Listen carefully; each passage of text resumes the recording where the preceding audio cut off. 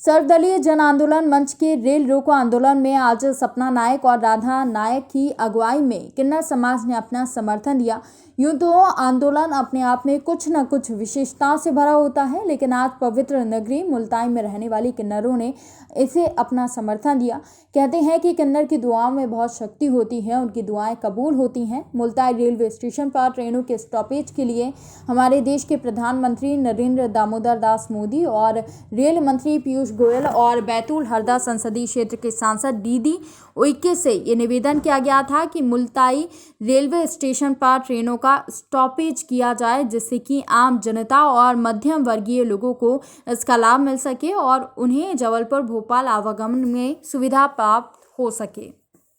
जैसे कि अपने ये पढ़ने वाले बच्चे होते हैं कॉलेज के स्कूल के बाहर भी जाते हैं, बाहर शहरों में,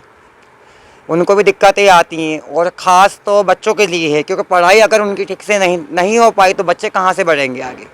देश अपना कहाँ से आगे बढ़ेगा। और इसीलिए हम लोगों का यही है बस हमारा क्या, सभी लोगों की इसके अंदर सुविधा है, आम नागरिक की भी, बच्चों की भी और हम जैसे लोगों की भी, जो भी हैं। मतलब बस हमारी मोदी जी से यही गुजारिश है, इच्छा है कि यहाँ पे मुल्ताई में ट्रेन का स्टॉप दिया जाए। जी, मैं ट्रेन रोकने के समक्ष में हूँ। भाई ये जो मुद्दा उठा है ये आम जनता की भलाई के लिए है, क्योंकि आने जाने के साधन के लिए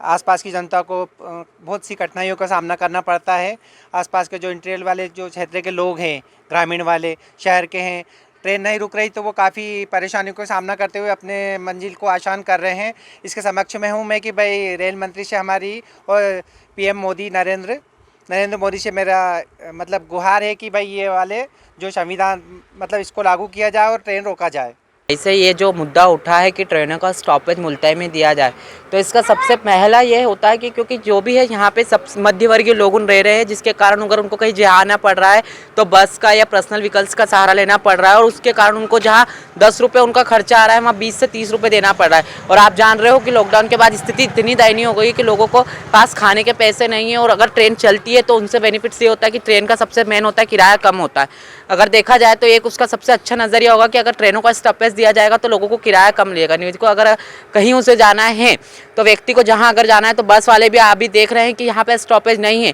तो बस वाले जहां 30 रुपये लेना चाहिए वहाँ 50 रुपये ले रहे हैं बढ़ के। मैं किसी का विरोध नहीं कर रही हूँ, सिर्फ मैं एक नज़रिया बता रही हूँ और एक बता रही हूँ कि किस तरीके से लोग एक दूसरे को ना समझ के इस समय का जो चीज़ है उसका फ़ायदा उठा रहे हैं। तो मैं यही इसलिए चाहती हूँ कि हाँ यहाँ पे मुल्ताई में स्टॉप हो जो, ताकि आने जाने की कन्वीनियंस फैसिलिटी बहुत अच्छे से अवेलेबल हो जाए और लोगों के 2 पैसे बचे, ताकि लॉकडाउन जैसी स्थिति में और यहाँ पे जो मध्य वर्गीय परिवार है उनको उनकी तरफ से जो है आर्थिक सहायता खुद को मिल सके।